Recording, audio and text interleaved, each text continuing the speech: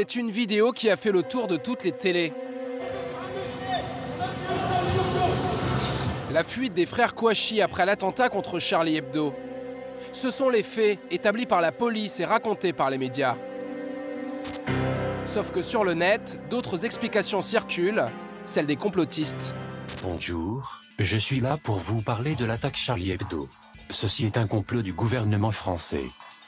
L'auteur de la vidéo veut montrer que les frères Kouachi ne sont pas des djihadistes.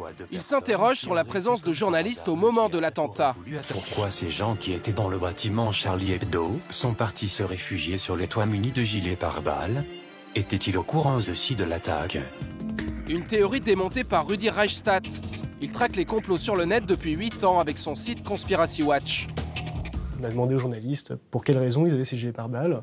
La réponse elle est très simple, c'est qu'ils en avaient dans leur rédaction, dans leur bureau qui était pas loin, et ils s'en sont munis dès qu'ils ont entendu des coups de feu et qu'ils ont compris qu'ils allaient couvrir une fusillade.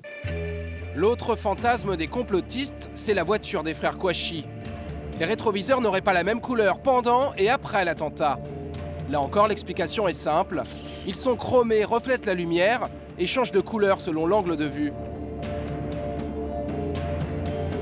Des thèses paranoïaques qui se répandent à grande vitesse grâce au net. 1 heure à peine après l'attentat, les premiers tweets complotistes apparaissent. En reparlant du complot, où se trouve le sang dans la vidéo où le policier se fait tirer dans la tête? Des dizaines de sites sont aujourd'hui en partie dédiés au complot comme Wikistrike, le Libre Penseur ou le Réseau Voltaire. Après la tuerie de Charlie Hebdo, cette vidéo diffusée sur YouTube dépasse déjà les 300 000 vues. Ce sont des gens qui, effectivement, proposent un contre-discours. Donc ils n'ont pas de place dans les médias traditionnels, dans les médias institués. Donc le web, pour eux, est un terrain magnifique, parce que c'est un terrain de liberté où on peut dire ce que l'on veut, quand on veut. Le web, c'est n'importe qui peut dire n'importe quoi, n'importe quand, n'importe comment, n'importe où. Internet, le terrain d'actu préféré des ados. Devant ce lycée parisien, nous avons rencontré des élèves de première. La plupart d'entre eux n'adhèrent pas à la théorie du complot, mais ceux qui y croient assument. Il n'y a pas de sang à côté de la victime, les médias sont venus trop vite par rapport au moment où ça s'est passé. Le président est venu sans garde du corps sur le lieu de l'attentat. C'est trop de choses qui prouvent que ça ne peut pas être réel. Les médias nous montrent souvent ce qu'ils veulent nous montrer et pas ce qu'on devrait savoir. Les vérités sont plus sur Internet que sur les médias. Ce qu'on vous montre à la télé, ce n'est pas forcément la réalité. Comment certains élèves basculent-ils dans la théorie du complot?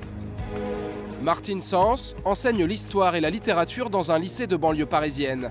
Elle y a créé un atelier de sensibilisation aux médias. Depuis 2 semaines, elle remarque que les jeunes musulmans sont les plus réceptifs au complot de Charlie Hebdo. Les élèves de confession musulmane ont été touchés aussi, sauf que leur réponse, elle n'a pas été dans l'empathie, dans la solidarité, dans... Non, ils ont peur de l'amalgame. Et leur réponse, ça a été le déni. Ça a été « ce n'est pas possible ». Mais qui manipule ces ados? Des professionnels de la théorie du complot comme Thierry Messant. Il avance la thèse d'une machination politique et médiatique contre l'islam. Ceux qui sont visés en réalité, ce sont les musulmans et l'islam. On est dans le complot contre l'islam. Il s'agit de stigmatiser les musulmans et de la mise en accusation de ceux à qui le crime est censé profiter, c'est-à-dire les sionistes, les Américains, les services secrets français, avec la complicité toujours des médias. C'est avec ce raisonnement que les complotistes expliquent le 11 septembre comme étant un attentat perpétré par les services secrets israéliens. D'autres théories affirment qu'une société secrète appelée Illuminati contrôle le monde et qu'Armstrong n'aurait jamais marché sur la Lune.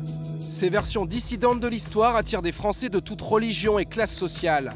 Car depuis des années, un fossé s'est creusé entre le peuple et ses institutions. Il y a indéniablement une défiance profonde vis-à-vis des politiques, oui, et vis-à-vis des médias, oui, c'est évident. Parce que les gens ont le sentiment que trop longtemps, on a été collés aux politiques et que d'une certaine manière, nous avons participé à renvoyer une version officielle de la vie. Et puis parfois aussi, parce qu'on n'a pas été capable d'écouter ceux qui sont nos auditeurs, nos téléspectateurs ou nos lecteurs, et ce qui était la réalité de leur vie à eux. La lutte contre la théorie du complot est même devenue un chantier pour la ministre de l'Éducation.